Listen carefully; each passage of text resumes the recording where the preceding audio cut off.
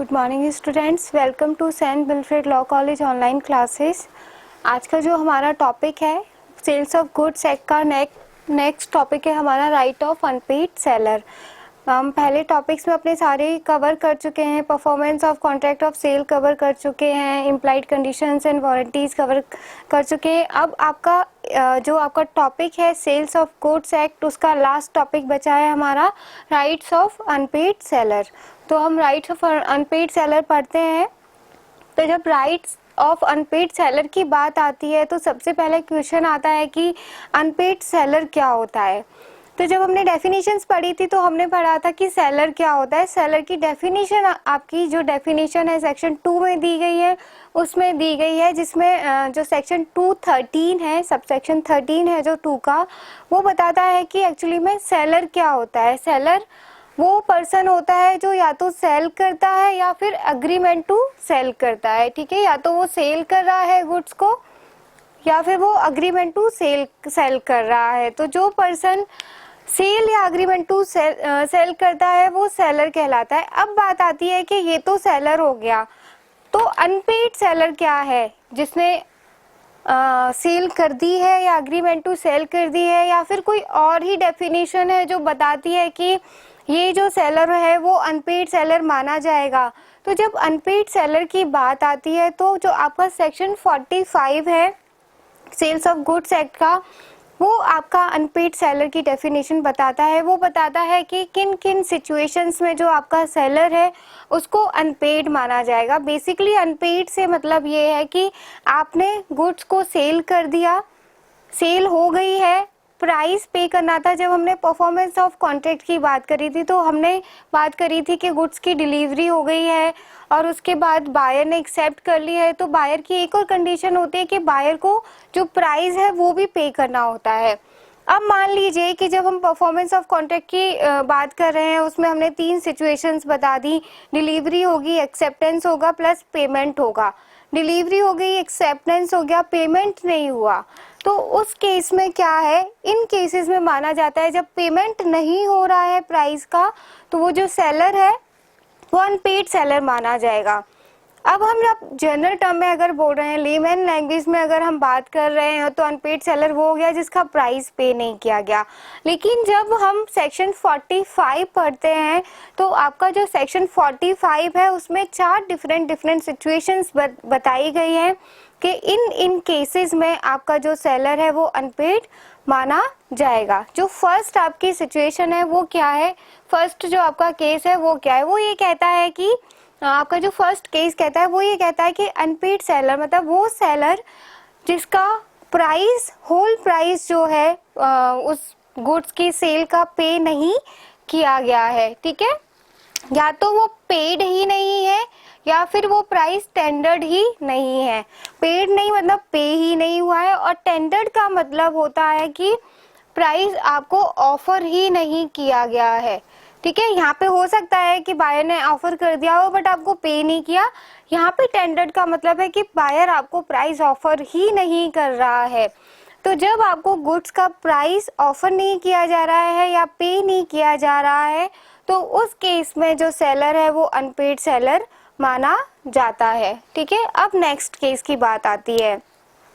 जब हम बात करते हैं पेमेंट की, प्राइस की, पेमेंट की मेथड्स की, तो आप जानते हो कि आप सेल कर रहे हो तो सेल आप कैश पे भी कर सकते हो, आप क्रेडिट पे भी कर सकते हो, लेकिन और भी बहुत सारे मेथड्स होते हैं। लाइक जब हम बात करते हैं पेमेंट की तो आप एक नेगोशिएबल इंस्ट्रूमेंट की बात करते हैं, जिसमें नेगोशिएबल इंस्ट्रूमेंट में क्या होता है कि मान लीजिए कि बायर ने अपना जो बिल्स ऑफ एक्सचेंज है, नेगोशिएबल इंस्ट्रूमेंट में बहुत तरीके के इंस्ट्रूमेंट्स आते हैं, लाइक मतलब बिल्स ऑफ एक्सचेंज आता है, प्रॉमिसरी नोट आता है, ये सब आते हैं। तो मान लो बायर ने सेलर पे बिल्स ऑफ एक्सचेंज लिख के दे दिया कि मैं 2 महीने बाद या इतने टाइम ड्यूरेशन में आपका पेमेंट कर दूंगा। ठीक है, इसको बिल्स ऑफ एक्सचेंज मिल गया लेकिन रिसीव हो गया है, लेकिन क्या होता है कि जो 2 महीने या 3 महीने का टाइम था, उसी मीनवाइल वो जो बिल्स ऑफ एक्सचेंज है या नेगोशिएबल इंस्ट्रूमेंट है वो डिसऑनर हो जाता है। तो इस केस में भी जो आपका सेलर है वो अनपेड सेलर माना जाएगा, क्योंकि वो डिसऑनर हो गया तो ऑब्वियसली उसका प्राइस पे नहीं होगा। फिर जो तीसरा केस आता है वो आता है डिक्री का केस। डिक्री का केस क्या है, आप मान लीजिए आपका बायर के ऊपर कोई क्रेडिट है, मतलब आपको बायर से पैसे लेने हैं, आपने सेल करी थी, वो सेल नहीं कर रहा है, तो आप कोर्ट में गए, कोर्ट ने डिसीजन दे दिया, कोर्ट ने डिक्री दे दी कि बायर को इतना प्राइस पे करना है, लेकिन वो डिक्री आपकी सेटिस्फाइड नहीं हो पाती है, बायर उस डिक्री को सेटिस्फाइड नहीं कर पाता है, तो उस केस में भी जो आपका सेलर है वो अनपेड सेलर माना जाएगा। और जो लास्ट आपका केस है, लास्ट केस आपका ये कहता है कि मान लो आपने 100 रुपए के गुड्स बेचे थे बायर को, उसमें से जो लार्ज अमाउंट है, मान लो 80 रुपीज पे हो गए आपके, बट 20 रुपीज आपके स्टिल रिमेनिंग है, उस केस में भी जो सेलर है वो आपका अनपेड सेलर ही माना जाएगा। ये आपका जो फोर्थ पॉइंट है वो ये कहता है कि पेड लार्ज अमाउंट, लेकिन स्मॉल पोर्शन जो है अमाउंट का वो स्टिल रिमेनिंग है, तो स्मॉल पोर्शन भी अगर आपका अमाउंट का बचता है, उस केस में भी जो आपका सेलर है वो अनपेड सेलर माना जाता है। बेसिकली अगर हम बात करें तो ये यही है कि सेलर को जो प्राइस पे होना चाहिए था गुड्स का, वो प्राइस पे नहीं हो रहा है। अगर वो प्राइस सेलर को पे नहीं हो रहा है तो जो सेलर है वो अनपेड सेलर माना जाएगा। ये आपका जो सेक्शन 45 है वो कहता है। अब बात आती है कि सेलर में क्या हम जब बात कर रहे थे कि डिलीवरी की जब हम बात कर रहे थे तो हमने पढ़ा था कि सेलर खुद भी डिलीवरी कर सकता है या फिर एजेंट के थ्रू भी कर सकता है। तो जब हम बात करते हैं सेलर की, तो सेलर में कौन कौन है जो इंक्लूड किए जाते हैं। अगर हम अनपेड सेलर की बात करेंगे तो हमने सेलर की भी कैटेगरीज यहाँ पे बना दी हैं कि ऐसा नहीं है कि सिर्फ सेलर, जो हम डेफिनेशन पढ़ रहे हैं कि जो खुद ही सेल कर रहा है या अग्रीमेंट टू सेल कर रहा है वो खुद ही सेलर माना जाएगा। उसके अलावा भी दो कैटेगरीज हैं जिनको भी सेलर की डेफिनेशन में हमारे अनपेड सेलर के टाइम पे इंक्लूड किया गया है। वो क्या है, हम 3 कैटेगरीज में पढ़ेंगे, 3 टाइप्स बताए गए हैं आपके सेलर के। एक तो सेलर खुद, जो हम डेफिनेशन पढ़ रहे हैं 213 में, वो सेलर खुद सेलर में आएगा, सेलर की डेफिनेशन में इंक्लूड किया जाएगा अनपेड सेलर पढ़ते टाइम। उसके अलावा agent to whom bill of lading has been endorsed, ठीक है, जो एजेंट है जिसको बिल ऑफ लैंडिंग दे दिया गया है उसको भी सेलर की कैटेगरी में हम इंक्लूड करेंगे। उसके अलावा आपने किसी को गुड्स कंसाइन कर दिए या फिर एजेंट के थ्रू आप काम कर रहे हो, हमने मर्केंटाइल एजेंट की डेफिनेशन पढ़ी थी। तो ये जो सारे पर्सन है बेसिकली अगर इनको हम देखें तो ये एजेंट ही होते हैं सेलर के। तो अगर हम बात करें तो जो सेलर है और सेलर के जो एजेंट हैं जो उसके बिहाफ पे काम कर रहे हैं, उन दोनों को ही सेलर की डेफिनेशन में इंक्लूड किया जाता है, ठीक है। अब बात आती है कि किन किन कंडीशंस में आप सेलर को अनपेड सेलर मान सकते हो। जब कंडीशंस की बात आती है तो उसमें जो सबसे पहली कंडीशन आती है, जो आपकी सेल है वो कैश में होनी चाहिए, कैश टर्म्स में होनी चाहिए, क्रेडिट टर्म्स में नहीं होनी चाहिए। क्योंकि क्रेडिट टर्म्स में क्या है, आप मान लो आपने 3 महीने के क्रेडिट पे दिया, अब 3 महीने से पहले ही आप अनपेड सेलर बन रहे हो कि मेरा तो प्राइस पे नहीं हुआ, होल प्राइस पे नहीं हुआ, तो नहीं, ऐसा नहीं है। अगर आपकी सेल है वो कैश में है और क्रेडिट में नहीं है, कैश में है और आपके कैश का पेमेंट नहीं हो रहा है, तो आप अनपेड सेलर माने जाओगे। अनपेड सेलर है उसका प्राइस या तो होली अनपेड हो सकता है या पार्टली अनपेड भी हो सकता है। जरूरी नहीं है कि आपका 100 रुपए का सेल था तो आपके 100 के 100 रुपए ही अनपेड होने चाहिए। अगर 100 में से 20 रुपए भी अनपेड हैं तो वो भी आपके अनपेड सेलर में माना जाएगा, ठीक है।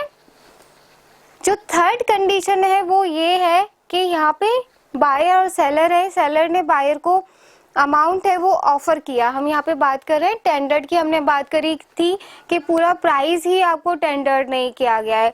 तो वो कंडीशन में भी आता है कि ऐसा नहीं होना चाहिए कि बायर ने सेलर को प्राइस टेंडर किया था, ऑफर किया था और सेलर ने उसको एक्सेप्ट ही नहीं किया। अगर ये सिचुएशन होती है तो आपको अनपेड सेलर नहीं माना जाएगा, ठीक है। और जो फोर्थ कंडीशन होती है वो ये होती है कि अगर ऐसी सिचुएशन अराइज होती है तो सेलर के पास ये राइट होना चाहिए कि वो इमीडिएट एक्शन ले सके अगर उसका प्राइस पे नहीं किया जा रहा है तो ठीक है, तो ये 4 कंडीशन हो गई कि सेल आपकी जो है कैश में होनी चाहिए, अनपेड सेलर जो है वो होल प्राइस के लिए भी हो सकता है, पार्टली प्राइस के लिए भी हो सकता है, वो रिफ्यूज नहीं करना चाहिए पेमेंट का कि बायर ने उसको ऑफर किया और उसने रिफ्यूज कर दिया, और इमीडिएट एक्शन का उसके पास राइट होना चाहिए। ये बात आ गई आपकी कंडीशंस की। ठीक है, अब जब अनपेड सेलर की बात आती है तो अनपेड सेलर है उसमें 2 चीजें होती है। जब हम बात कर रहे थे डिलीवरी की तो हमने बात करी थी, हमने 2 चीजें पढ़ी थी कि आपके गुड्स में क्या होता है, ट्रांसफर ऑफ पोजेशन होता है और ट्रांसफर ऑफ प्रॉपर्टी होता है। प्रॉपर्टी का मतलब होता है आपका ओनरशिप का ट्रांसफर होना।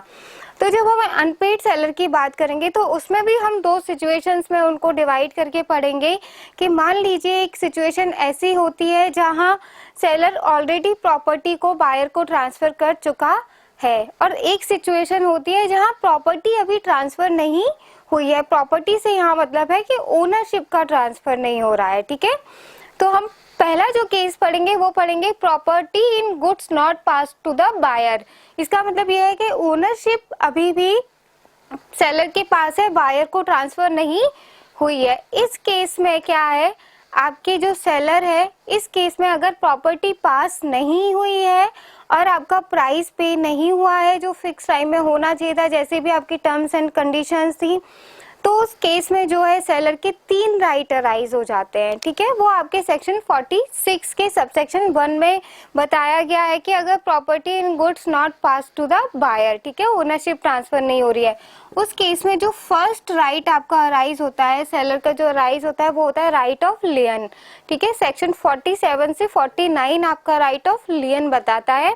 राइट ऑफ लियन बेसिकली क्या होता है कि मान लो पोजेशन अभी भी सेलर के पास है, प्रॉपर्टी ट्रांसफर हो गई है बायर को, लेकिन पोजेशन अभी भी उसके पास ही है, और जो बायर है वो आपके प्राइस का पेमेंट नहीं कर रहा है, तो सेलर के पास ये राइट होता है कि वो पोजेशन को होल्ड कर सकता है, अपने पास ही रख सकता है। वो पोजेशन को अब बायर को ट्रांसफर नहीं करेगा जब तक कि उसका प्राइस पे नहीं हो जाता है। दूसरा जो आपका राइट होता है वो होता है right of stoppage in transit. मान लो यहाँ पे तो पोजेशन सेलर के पास था, अब क्या है, सेलर ने गुड्स को पोजेशन जो थी वो छोड़ दिया, वो ट्रांसपोर्ट में दे दिए हैं गुड्स, ट्रांजिट में है गुड्स। बीच में उसे पता चलता है कि बायर तो पेमेंट करेगा ही नहीं। अगर ऐसी सिचुएशन अराइज होती है तो सेलर के पास राइट होता है कि वो गुड्स को रास्ते में ही रोक सकता है, right of stoppage in transit. ये आपके सेक्शन 50 से 52 आपकी बात करते हैं। और जो लास्ट आपका राइट होता है सेलर का वो होता है राइट ऑफ रिसेल। अगर बायर प्राइस नहीं पे करता है तो बायर को नोटिस देने के बाद सेलर के पास ये राइट होता है कि उसकी पोजीशन में जो भी गुड्स हैं वो उन गुड्स को रिसेल कर सकता है। ठीक है, अब जो दूसरी आपकी सिचुएशन थी, जो दूसरा था वो सेक्शन 46 सबसेक्शन 2 बात करता है। उसमें क्या बात करता है, वो ये बात करता है कि यहाँ पे हमने पढ़ा कि प्रॉपर्टी अभी भी ट्रांसफर नहीं हुई है, ओनरशिप ट्रांसफर नहीं हुई है।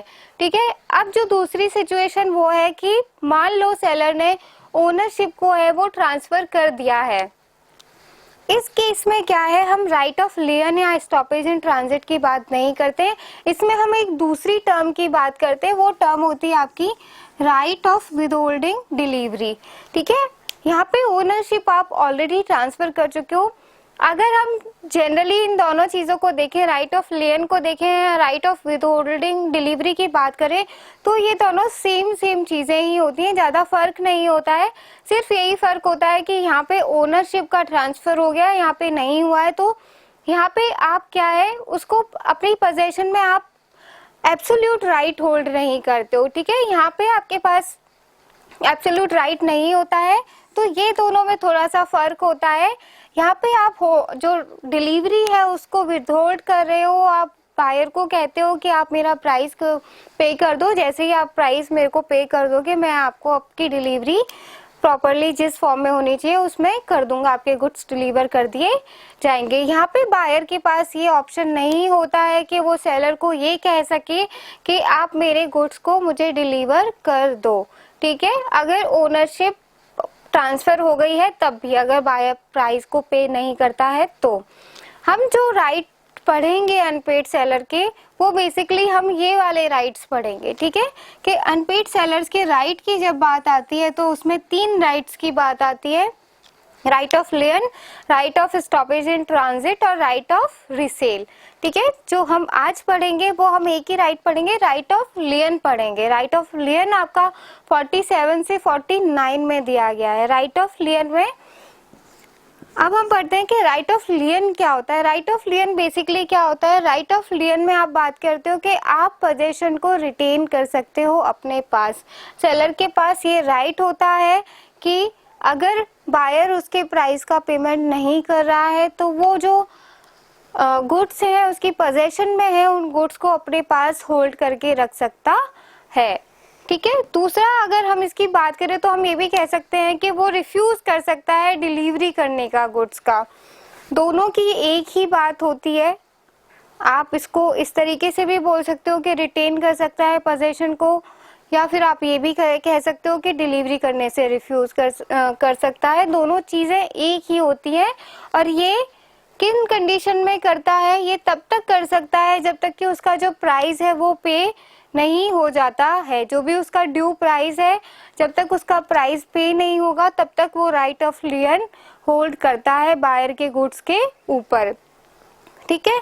अब इसमें बात आती है कि प्राइस से क्या मतलब है। यहाँ पे प्राइस का क्या मतलब होता है कि किन किन केसेस में, मतलब यहाँ पे हम बात कर रहे हैं कि प्राइस नहीं पे हो रहा है या प्राइस स्टैंडर्ड ही नहीं हो रहा है, तो इसमें हम 3 चीजें पढ़ेंगे। किन किन केसेस में माना जाएगा कि बायर प्राइस को पे नहीं कर रहा है। तो जो फर्स्ट बात आती है वो आती है आपकी जो कंडीशंस हैं, कॉन्ट्रैक्ट बना था जब आपके, उनकी कंडीशन में कोई स्टिपुलेशन नहीं था क्रेडिट पे करने का। इट मीन्स आप बात कर रहे हो कैश प्राइस की, ठीक है। जब हम कैश प्राइस की बात करते हैं तो मान लो आपका जो कॉन्ट्रैक्ट हो रहा है वो कैश में हो रहा है, आप सेल जो कर रहे हो वो कैश में कर रहे हो। अब जब बायर आपका कैश में प्राइस ही नहीं पे कर रहा है तो उस केस में जो सेलर है वो राइट ऑफ लियन होल्ड करता है उन गुड्स के ऊपर जो उसकी पोजीशन में है। दूसरा आपका बात आती है क्रेडिट की, ठीक है। अगर क्रेडिट की बात आती है, हम वहाँ पढ़ रहे थे कि क्रेडिट में नहीं होना चाहिए, कैश में होना चाहिए।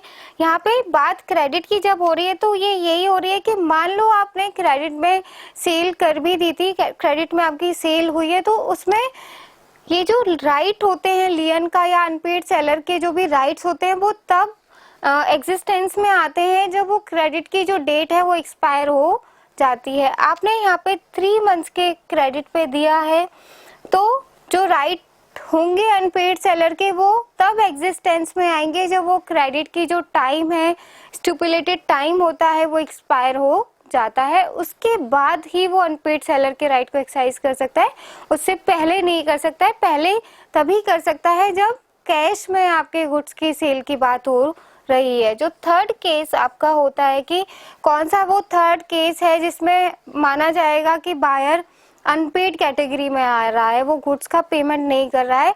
वो जो थर्ड केस होता है वो होता है इंसॉल्वेंसी का, ठीक है। अगर बायर आपका इंसॉल्वेंट हो जाता है तो उस केस में भी आपको अनपेड सेलर माना जाएगा। जब इंसॉल्वेंसी की बात आती है तो एक चीज हम यहाँ पे ध्यान रखेंगे, हम कैश और क्रेडिट की बात कर रहे हैं, ठीक है।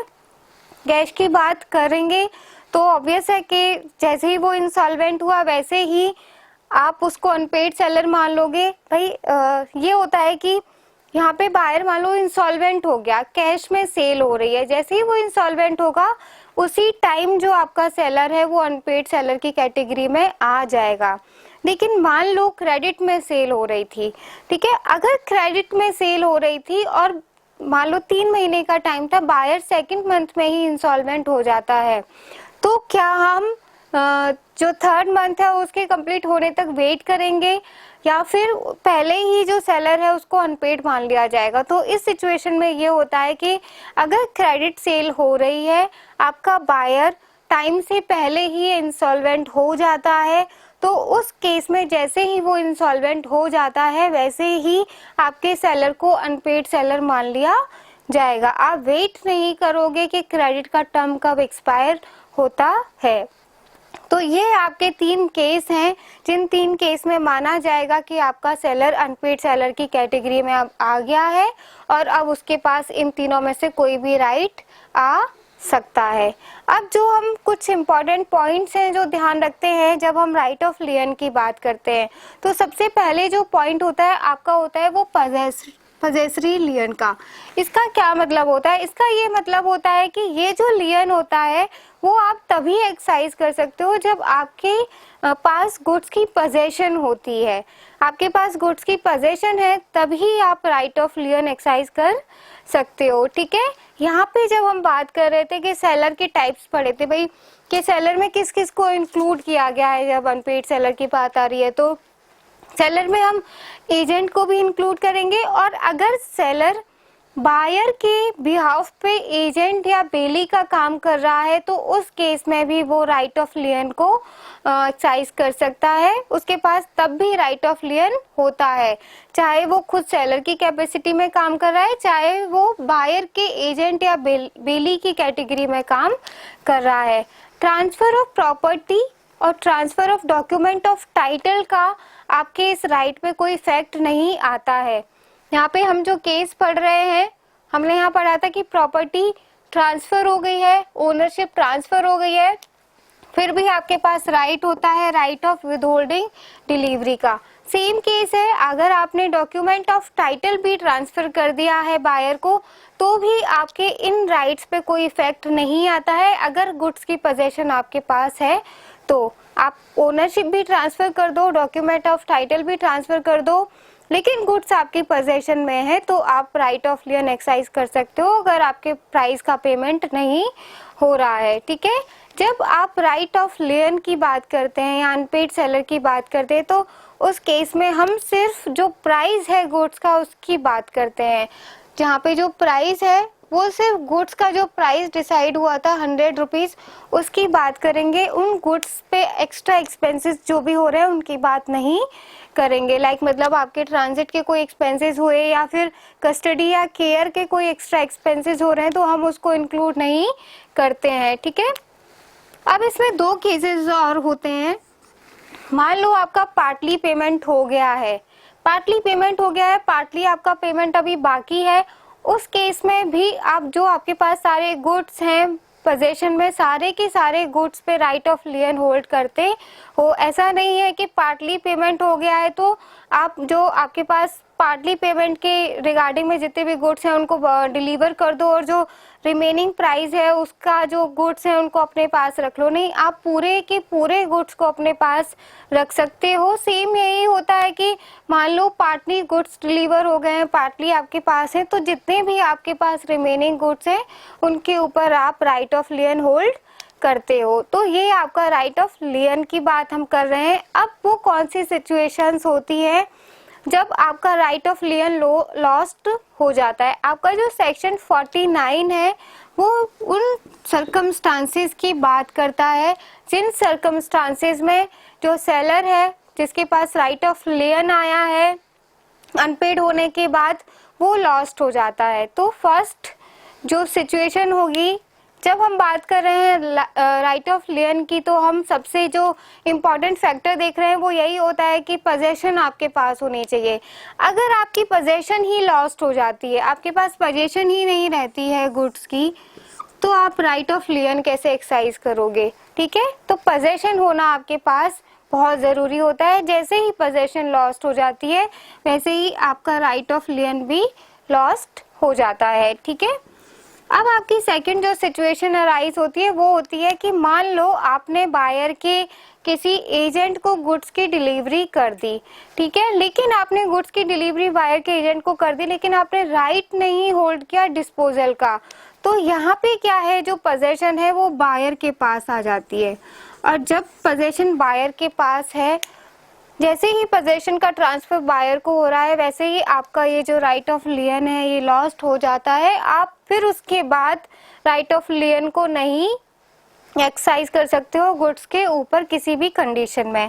ठीक है, अब जो आपकी नेक्स्ट कंडीशन है वो ये होती है कि या तो सेलर खुद ही एक्सप्रेसली या इम्प्लाइडली अपने राइट को वेव कर देता है, वो खुद ही छोड़ देता है कि ठीक है अगर प्राइस पे नहीं हो रहा है तो टाइम दे देता है या कुछ ऐसी कंडीशंस लिख देता है कि मान लो आपने कहा था कि 4 दिन में कर दूंगा, नहीं किया तो वो खुद ही कहते कि चलो ठीक है कोई बात नहीं, मैं पोजीशन आपको ट्रांसफर कर देता हूँ, आप जो पेमेंट है वो अगले 7 दिन में कर देना या 8 दिन में कर देना, तो वो एक्सप्रेसली एम्प्लाइडली खुद ही अपने राइट को वेव कर देता है। तो उस कंडीशन में भी आपका जो राइट ऑफ लियन है वो लॉस्ट हो जाता है, ठीक है। और जो लास्ट कंडीशन है उसमें ये कह सकते हैं बायर या एजेंट किसी भी लॉफुल मैनर में जो पोजेशन है वो गुड्स की पोजेस कर लेते हैं। तो बायर और एजेंट के पास अगर लॉफुली गुड्स की पोजेशन आ जाती है, उस केस में भी जो आपका सेलर है वो लियन का राइट एक्सरसाइज नहीं कर सकता है। तो यहाँ पे हमने आज जो पढ़ा है वो आप बेसिकली अनपेड सेलर का